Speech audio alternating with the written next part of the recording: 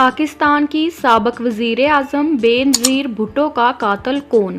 बेनज़ीर भुट्टो मुस्लिम दुनिया की पहली खातून थीं जिन्हें किसी मुल्क की सरबराही का मौका मिला, मगर दिसंबर 2007 में कातलाना हमले में हलाक हो जाने के बाद अगले 16 सालों में ये ज़्यादा बेहतर तरीके से समझ आया कि पाकिस्तान का निज़ाम कैसे काम करता है, बजाय ये मालूम होने के कि मुल्क की पहली खातून वज़ीर आज़म को कत्ल करने का हुक्म किसने दिया था। 27 दिसंबर 2007 में बेनज़ीर भुट्टो को 15 साला बिलाल ने खुदकुश धमाके की मदद से कत्ल कर दिया।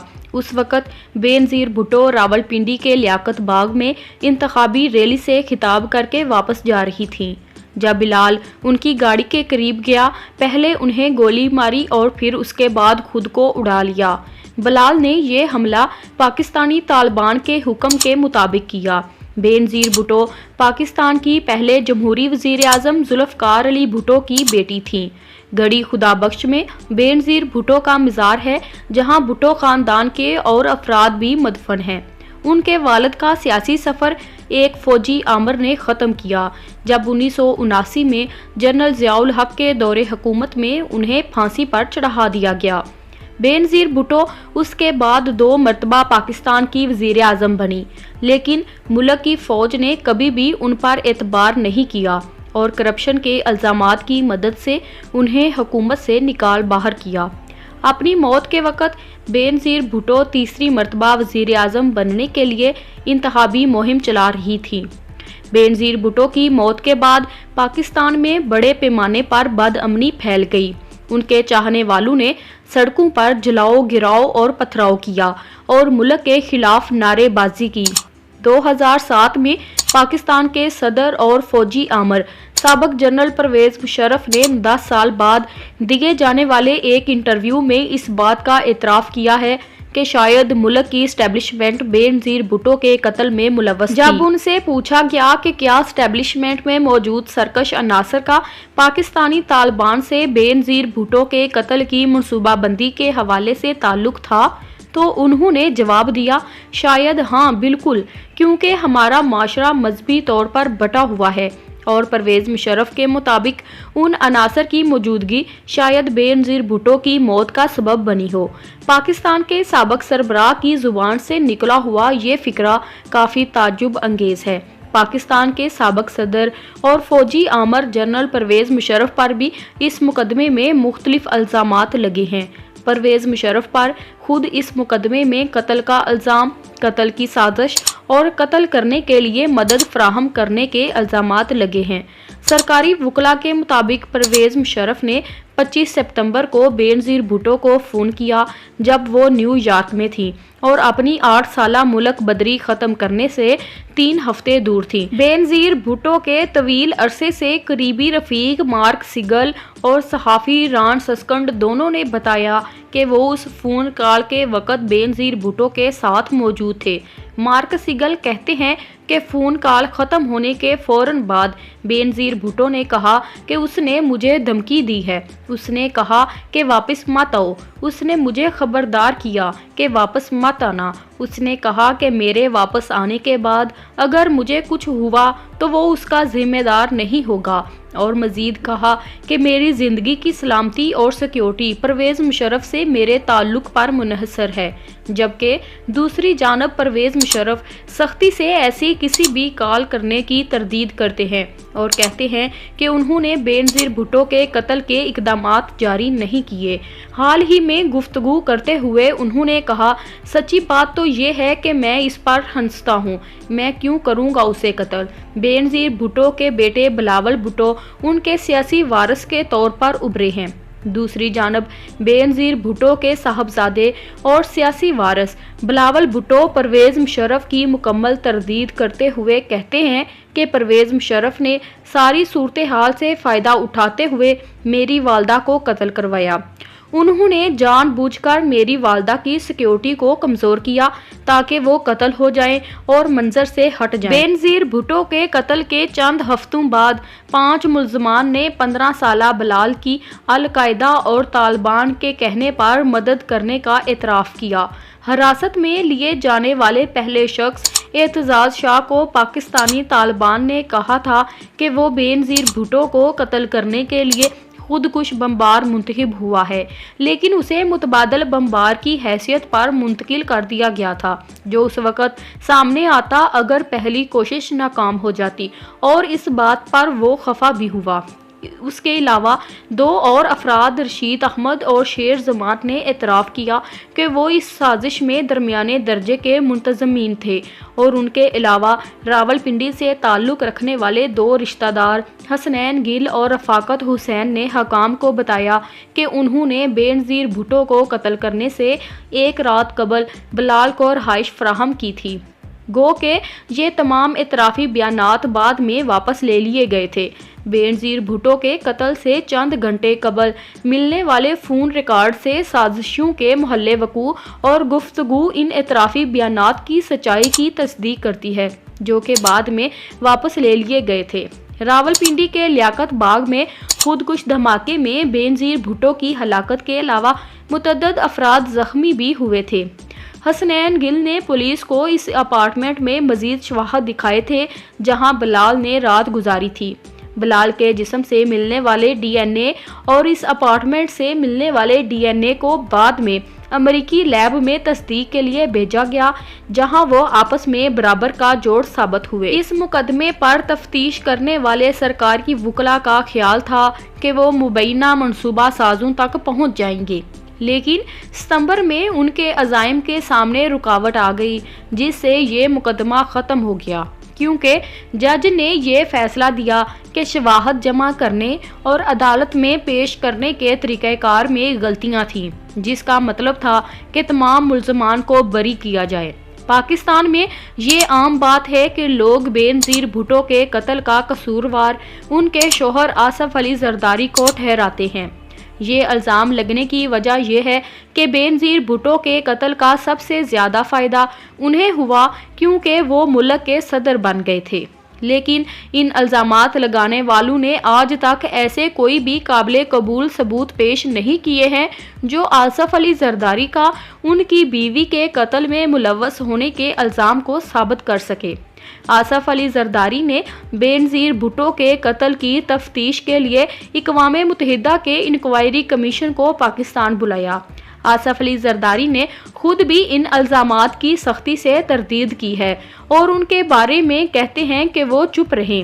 آصف علی زرداری پر ایک اور الزام یہ بھی کہ انہوں نے اپنے دور صدارت میں مکمل طاقت رکھنے کے باوجود اپنی بیوی کے قاتلوں کی تلاش میں ناکام رہے۔ اس واقعے میں 2 خودکش بمباروں نے بے نظیر بھٹو کے کراچی ایئرپورٹ سے شہر آنے والے قافلے پر حملہ کیا، جس میں 150 سے زائد افراد ہلاک ہوئے، اور یہ پاکستان میں ہونے والے دہشت گردی کے واقعات میں سب سے بڑے واقعات میں سے ایک شمار کیا جاتا ہے۔ پولیس کے اس حملے میں تفتیش اتنی نیم دلی سے کی گئی تھی کہ خودکش بمباروں کی کبھی بھی شناخت نہ ہو سکی۔ اس تفتیش کے سربراہ سعود مرزا نے کہا تھا کہ ایک شخص کی انہوں نے اس کے چہرے کے مخصوص نقوش سے شناخت کی تھی کہ وہ کراچی میں رہائش پذیر افریقی برادری سے تعلق رکھتا ہے۔ خودکش بمباروں کی شناخت کے حصول میں یہ اہم اطلاع کبھی بھی عام عوام کے سامنے پیش نہیں کی گئی۔ سابق صدر آصف علی زرداری پولیس پر کی جانے والی تنقید کے جواب میں کہتے ہیں کہ انہوں نے اسکاٹ لینڈ یارڈ سے اپنی بیوی کے قتل کی تفتیش کی مدد لی تھی اور ساتھ ساتھ اقوام متحدہ سے تفتیشی کمیشن بھی بنوایا تھا، جس نے بے نظیر بھٹو کے قتل اور اس سے پہلے کے حالات اور عوامل کا جائزہ لیا تھا۔ لیکن اس انکوائری کمیشن کی جانب سے کہا گیا کہ تفتیش کے دوران ان کی راہ میں بار بار روڑے اٹکائے گئے، اور یہ رکاوٹیں صرف فوج کی جانب سے نہیں بلکہ صدر آصف علی زرداری کے وزراء کی جانب سے بھی کھڑی کی گئیں۔ انکوائری کمیشن کے سربراہ ہیرالڈو منوز نے بتایا کہ اسٹیبلشمنٹ سے تعلق رکھنے والے بہت سے افراد تھے جن سے ہمیں انٹرویو کرنا تھا، لیکن انہوں نے انکار کر دیا۔ ہیرالڈو منوز کہتے ہیں کہ منع کرنے والوں میں فوجی اہلکار اور سیاستدان دونوں شامل تھے۔ انہوں نے مزید بتایا کہ تفتیش میں پیش قدمی ہونے کے باوجود حکومت کی جانب سے ان کو فراہم کیا ہوا حفاظتی مکان بھی واپس لے لیا گیا اور ان کی حفاظت پر مامور سیکیورٹی اہلکاروں کو بھی ڈیوٹی سے ہٹا دیا گیا۔ اس بات میں قطعی طور پر کوئی شک نہیں ہے کہ بے نظیر بھٹو کے قتل کے عوامل ڈھونڈنے کے عمل کو روکا گیا ہے۔ تفتیش سے یہ ثبوت ملا ہے کہ وہ 2 افراد جنہوں نے بلال کو بے نظیر بھٹو تک پہنچنے میں مدد کی تھی، انہیں 15 جنوری 2008 کو ایک فوجی چوکی پر مار دیا گیا۔ نادر اور نصر اللہ طالبان کے حامی حقانی نیٹ ورک کے مدرسے میں طلبہ تھے۔ اس مدرسے سے تعلق رکھنے والے اور سازشی بھی ہلاک کیے جا چکے ہیں۔ تفتیش کے مطابق حقانی مدرسے کے سابق طلبہ اور بم بنانے کے ماہر عباد الرحمان نے بلال کو خودکش جیکٹ فراہم کی تھی، جس کی مدد سے بے نظیر بھٹو کو قتل کیا گیا۔ عباد الرحمان کو پاکستان کے قبائلی علاقے میں 13 مئی 2010 کو قتل کر دیا گیا تھا۔ اس کے علاوہ عبداللہ بھی تھے جو اس پریزنٹیشن کے مطابق خودکش جیکٹ کو حملے سے پہلے راولپنڈی تک پہنچانے کے ذمہ دار تھے۔ وہ محمد ایجنسی میں 31 مئی 2008 کو ہونے والے ایک دھماکے میں ہلاک ہو گئے۔ بے نظیر بھٹو قتل کیس سے منسلک اموات میں سے ایک انتہائی اہم موت خالد شہنشاہ کی تھی، جو کہ سابق وزیر اعظم کے سیکیورٹی گارڈز میں سے ایک تھے۔ خالد شہنشاہ بے نظیر بھٹو پر ہونے والے حملے کے دن ان سے محض چند فٹ کے فاصلے پر تھے، جب وہ راولپنڈی کے لیاقت باغ میں اپنی تقریر ختم کر رہی تھی۔ اس دن کی ملنے والی ویڈیو فوٹیج میں دیکھا جا سکتا ہے کہ خالد شہنشاہ نے کچھ عجیب و غریب حرکات کی تھی، جن کا کوئی جواز نہیں تھا اور نہ ہی کسی نے ان کی تسلی بخش وضاحت کی ہے۔ اس وقت کی فوٹیج میں دیکھا جا سکتا ہے کہ خالد شہنشاہ کا سر تو اپنی جگہ ساکن تھا، لیکن انہوں نے اپنی آنکھیں بے نظیر بھٹو کی جانب اٹھائیں اور ساتھ ساتھ اپنی انگلیوں سے گلا کاٹنے کا اشارہ بنایا۔ یہ فوٹیج سامنے آنے کے بعد وائرل ہو گئی اور اس کے چند ماہ بعد 22 جولائی 2008 کو انہیں کراچی میں اپنے گھر کے باہر قتل کر دیا گیا۔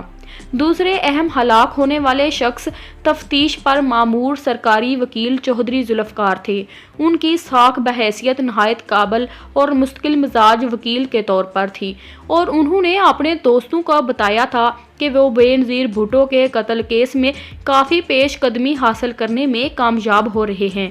3 مئی 2013 کو اسلام آباد میں وہ عدالت جا رہے تھے جب انہیں گولی مار کر ہلاک کر دیا گیا، اور تیسرا شخص وہ ہے جس کے بارے میں کہا جاتا ہے کہ اسے مار دیا گیا ہے، لیکن وہ در حقیقت ابھی زندہ ہے۔ مبینہ سازشیوں نے اپنے اعترافی بیان میں کہا تھا کہ بے نظیر بھٹو پر حملے والے دن ایک اور خودکش بمبار اکرام اللہ بھی بلال کے ہمراہ تھا۔